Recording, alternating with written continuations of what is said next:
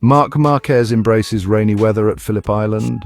This is my kind of weather. Jack Miller optimistic, anything is possible as Phillip Island prepares for rain and wind. Stick around until the end for full coverage.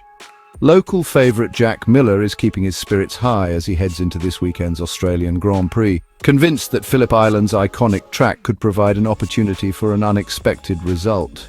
Known for its fast and flowing layout, the circuit is nestled along Australia's stunning southern coastline, offering breathtaking views and a true test of rider skill and courage. With a track that's regarded as one of the ultimate tests of pure riding ability, Miller is confident that the unpredictable nature of the venue, coupled with a challenging weather forecast, could play into his hands and potentially level the playing field. "I think everything is realistic," said Miller, the Australian who has been struggling throughout the season on his KTM factory bike. Despite enduring a tough campaign with the Austrian manufacturer, he remains hopeful about what this weekend's race might bring. Phillip Island is one of those tracks where even if you're struggling a bit, you can still find ways to be competitive. The layout allows you to ride around certain issues, and that's not something you can do at every track, he explained. It's fast, it's technical, and it rewards riders who have the confidence to push, even if everything isn't perfect. Miller's sentiments were echoed by reigning world champion Francesco Bagnaia, who acknowledged that Ducati's usual strengths might not be as dominant at Phillip Island. The factory Ducati rider admitted that the unique characteristics of the track make it harder for their bikes to gain a typical advantage. "This track is good for everyone," Bagnaia noted. "It's so fast and the bike doesn't make as much of a difference here as it does on other circuits. You can't just rely on power or straight-line speed. It's more about the rider's ability, and that makes it tougher to pull away from the rest of the pack. I think we're less likely to see someone create a big gap this weekend." Although Miller grew up in the warm, sunny climate of Queensland, he's looking at the forecasted cold, wet and windy weather as a potential advantage. Weather predictions for Friday and Saturday indicate unpredictable conditions, with rain and wind set to make the already challenging circuit even trickier. However, Miller sees this as an opportunity to disrupt the rhythm of the dominant Ducati riders and perhaps make up some ground. "The weather conditions look to be a bit unpredictable for at least Friday and Saturday," Miller said. "For me, that's not necessarily a bad thing. The less dry track time, the better. It gives us a chance to mix things up." He went on to explain that KTM's struggles throughout the season have often been about finding consistency and making incremental improvements from the start of the weekend. "I feel like we've always had decent speed, but we've struggled to progress from FP1 onwards. So if the track is wet or we get less dry running, that levels the playing field a bit. Our pace is generally there from the start. It's just a matter of making those tiny improvements throughout the weekend. Hopefully we can have a solid run here and give the fans something to cheer about." It's been no secret that Miller has faced considerable difficulties this season with KTM, finding himself outpaced by other riders on the same machinery. In contrast, Tech 3's young prodigy Pedro Acosta and Miller's occasional factory teammate Brad Binder have been at the forefront of KTM's efforts to challenge the might of Ducati. Acosta, a rising star in the sport, recently secured his first career pole position in Japan.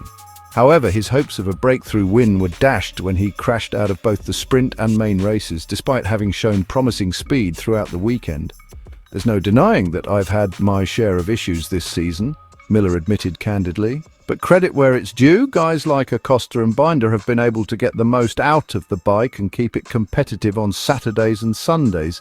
They've been able to find the sweet spot, and that's given me a lot of encouragement. It's proof that the potential is there. We've just got to piece it all together. And hopefully the unpredictability of Phillip Island can help us do that. If we can catch a break with the weather, there's a real chance for us to put on a strong performance." As a rider who thrives on confidence, Miller is eager to see if his experience on this track, along with his familiarity with its quirks, can give him an edge. Phillip Island is known for its fast corners and long straights, which demand precision and bravery, and that's something Miller believes could work in his favor. "It's a track that rewards riders who are willing to push the limits," he said.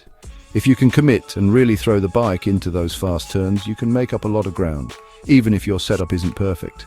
With a track that favors bold riding and a weather forecast that promises to throw in an element of unpredictability, the stage is set for a thrilling and open race weekend at Phillip Island. Fans will be keeping a close eye on whether Jack Miller, with his local knowledge and a bit of luck, can turn the tide and produce a surprise result. It's clear that Miller's spirits remain high, despite a challenging season, and he's determined to make the most of his home Grand Prix.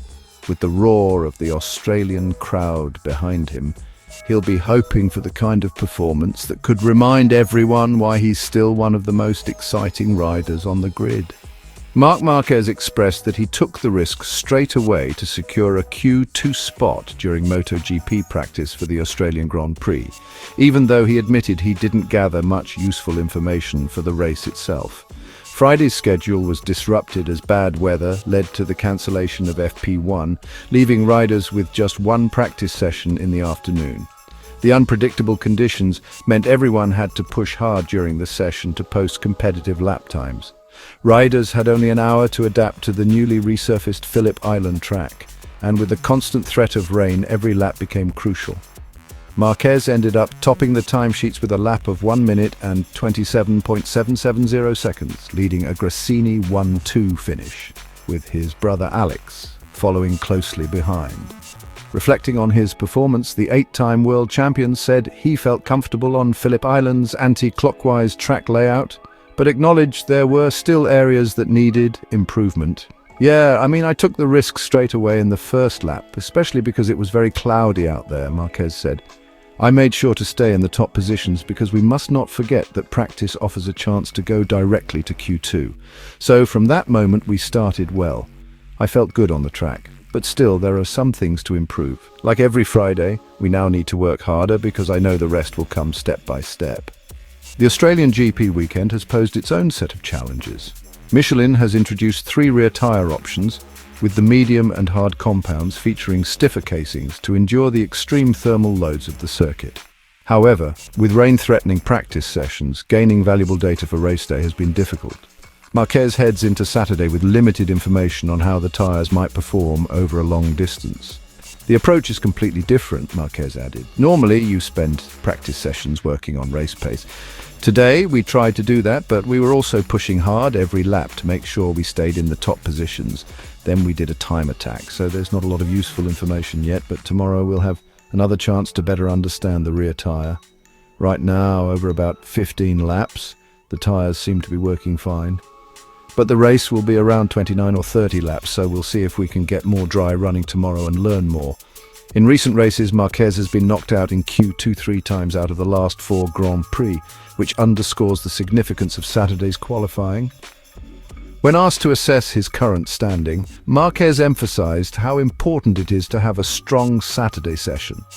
Of course, Phillip Island is one of my favorite tracks, and historically I've felt better here than on other circuits, he said. We started well today, but tomorrow's qualifying is going to be really important, and that will give us a clearer idea of what we can aim for in the sprint race and on Sunday. In short, Marquez's strategy paid off for Friday's practice, but the real test lies ahead.